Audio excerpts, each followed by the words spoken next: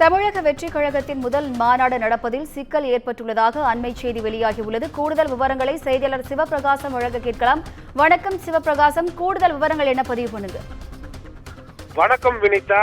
விழுப்புரம் மாவட்டம் விக்கிரவாண்டி அருகே உள்ள வி சாலை பகுதியில் தமிழக வெற்றி கழகத்தினுடைய முதல் அரசியல் மாநாடு நடைபெற உள்ளதாக கூறப்படுகிறது. அதற்காக அந்த கட்சியினுடைய பொதுச் செயலாளர் புஸ்லி ஆனந்த் கடந்த 2 நாட்களுக்கு முன்பு விழுப்புரம் மாவட்ட காவல்துறை கண்காணிப்பாளர் அலுவலகத்தில் அந்த மாநாடு நடத்தும் பகுதிக்கு பாதுகாப்பு வேண்டும் மற்றும் அனுமதி வேண்டும் என்று மனு அளித்திருந்தார். அந்த மனுவை பெற்ற ஏடிஎஸ்பி திருமால் அவர்கள் உடனடியாக வி சாலை பகுதிக்கு சென்று அங்குள்ள பகுதியை விரிவாக ஆய்வு செய்தார்.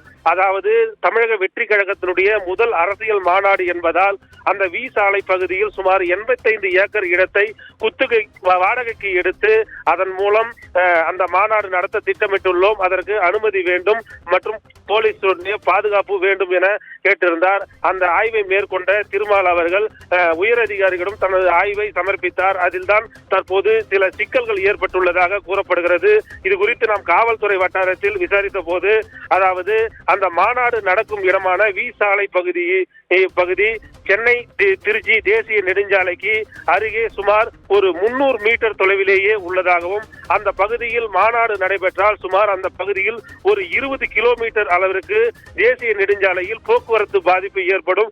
மேலும் அந்த போக்குவரத்து பாதிப்பு ஏற்படுவது மட்டுமல்லாமல் அந்த மாநாடு நடைபெறும் இடத்திற்கு அருகே பல்வேறு கிணறுகள் மற்றும் உள்ளதாக கூறப்படுகிறது. அதன் காரணமாக காவல்துறையினர் தற்போது அந்த பகுதியில் தமிழக வெற்றி கழகத்தினுடைய மாநாடு நடத்துவதற்கு அனுமதி வழங்கலாமா வழங்க முடியாதா என்று ஆலோசனை மேற்கொண்டு வருவதால் தற்போது அந்த இடத்தில் மாநாடு நடைபெறுமா நடைபெறாதா என்ற சிக்கல் ஏற்பட்டுள்ளது. இதனால் தமிழக வெற்றி கழகத்தினுடைய கட்சி நிர்வாகிகள் மற்றும் தொண்டர்கள் தற்போது மாநாடு அந்த பகுதியில் நடைபெறுமா அல்லது நடைபெறாதா என்ற குழப்பம் ஏற்பட்டுள்ளது. வினிதா,